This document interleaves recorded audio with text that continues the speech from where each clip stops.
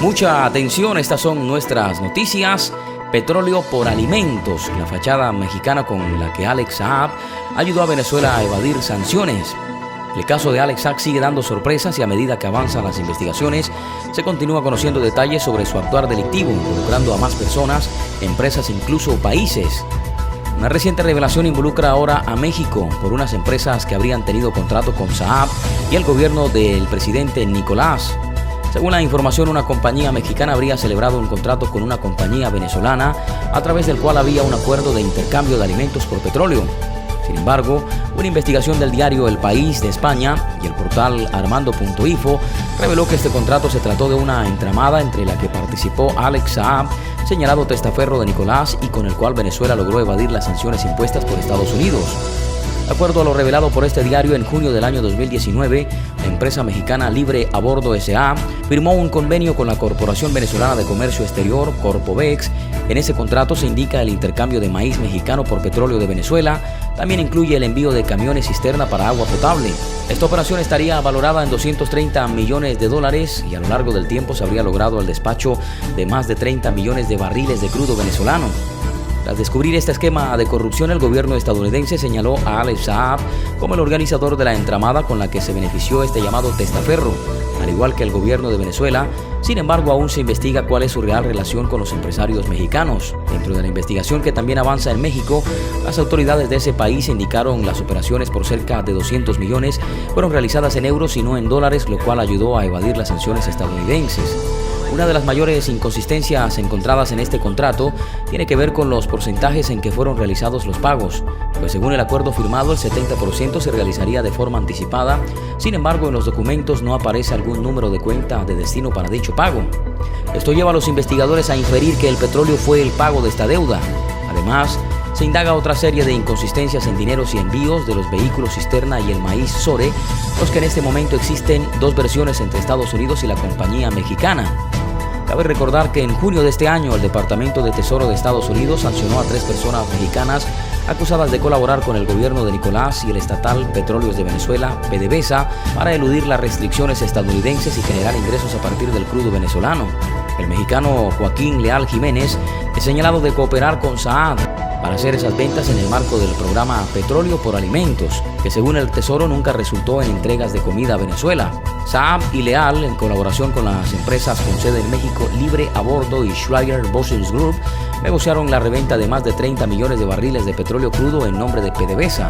Aproximadamente el 40% de las exportaciones de petróleo de PDVSA en abril del año 2020, dijeron funcionarios estadounidenses.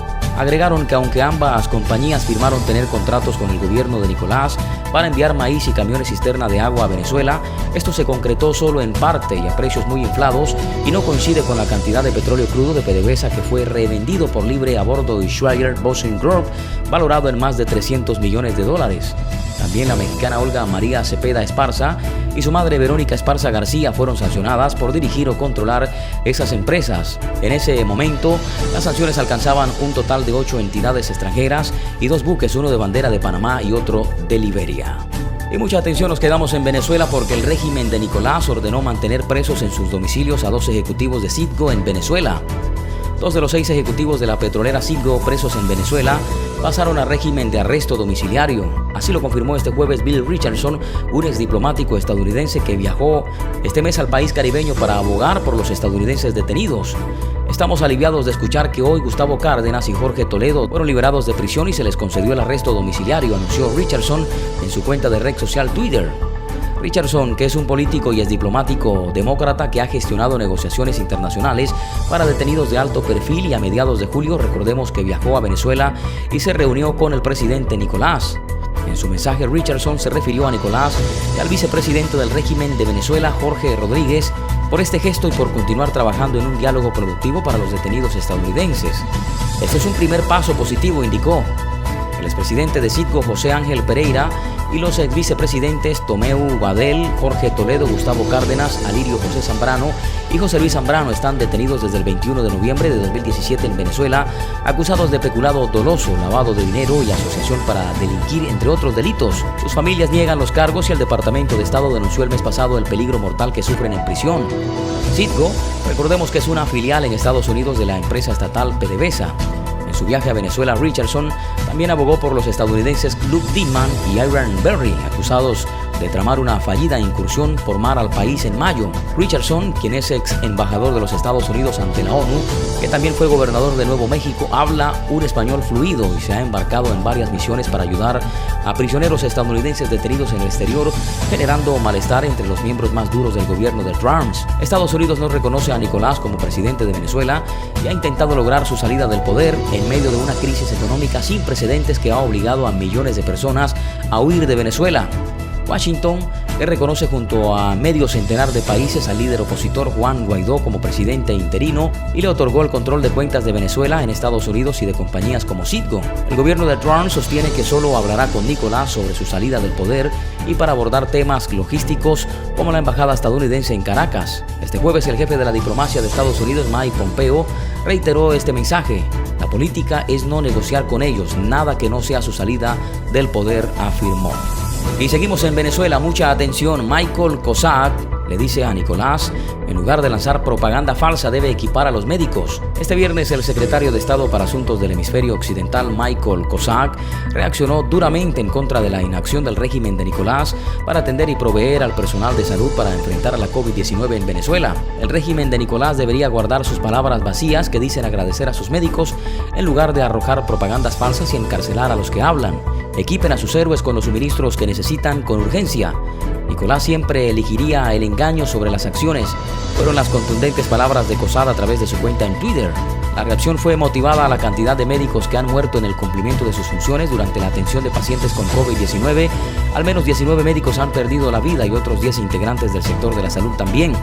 En reiteradas oportunidades, el Colegio de Médicos de Venezuela, el gremio de enfermedades en el país, han pedido la dotación de equipos de bioseguridad para continuar en la primera fila contra el nuevo coronavirus. Sin embargo, las denuncias sobre la falta de tapabocas, guantes y otros insumos de importancia escasean en los principales nosocomios de la nación. Y mucha atención porque Rusia exige fin a sanciones de Estados Unidos que bloquean comercio exterior de Venezuela. Washington debe renunciar a las sanciones unilaterales que bloquean el comercio internacional de Caracas y dificultan su lucha contra la pandemia del COVID-19, declaró el portavoz adjunto del Ministerio de Exteriores ruso, Alexei Zaitsev. Resulta imprescindible que Washington renuncie del todo a su política de medidas restrictivas unilaterales que persiguen bloquear la actividad comercial externa de Caracas y permita que el gobierno de Venezuela adquiera sin trabas medicamentos y mercancías de primera necesidad, dijo el diplomático en una rueda de prensa. Según Zaitsev, solo después de ese paso, el pueblo venezolano podrá hacer frente de manera efectiva a la pandemia. Venezuela registra un total de 16.571 contagios y 151 muertes desde marzo. Las autoridades del país latinoamericano afirman que el gobierno de Donald Trump mantiene un bloqueo económico que le impide la compra de medicamentos para atender los casos de COVID-19. En enero del año 2019, Venezuela se sumió en una crisis política cuando el entonces jefe de la Asamblea Nacional, controlada por la oposición, Juan Guaidó, se proclamó presidente interino en un intento por expulsar al presidente reelegido Nicolás. Estados Unidos y la mayoría de los países occidentales han respaldado a Guaidó. Impusieron sanciones a Venezuela y congelando sus activos en el extranjero. Rusia, China, Turquía y otras naciones que han apoyado a Nicolás como el único presidente legítimo. Nicolás acusa a Occidente de usar las sanciones para derrocarlo y haberse apoderado de los activos y recursos de Venezuela. Y mucha atención, vamos a Estados Unidos porque Donald Trump advierte que podrían llevar al país a una situación similar a la de Venezuela. El presidente de los Estados Unidos, Donald Trump, celebró la independencia energética alcanzada por el país en los últimos tiempos, pero a la vez advirtió que en caso de no tener cuidado podrían acabar reproduciéndose una situación similar a la que vive Venezuela. Por primera vez en casi 70 años nos hemos convertido en un exportador neto de energía. Y Estados Unidos es ahora el primer productor de petróleo y de gas natural en la faz de la Tierra, aseguró Trump durante un acto celebrado en un complejo industrial de la localidad de Midland, en Texas. El mandatario anunció que su administración ha tomado una serie de medidas para garantizar que esta tendencia continúe, entre ellas la prórroga de los permisos de exportación de gas natural hasta el año 2050.